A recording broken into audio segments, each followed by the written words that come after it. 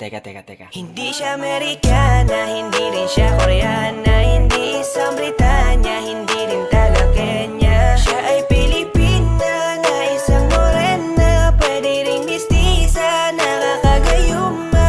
Hindi siya Amerikana, hindi rin siya Koreana, hindi isang Britanya, hindi rin taga Kenya. Siya ay Pilipina, isang Maria Clara, pwede ring chinita, nakakagayuma.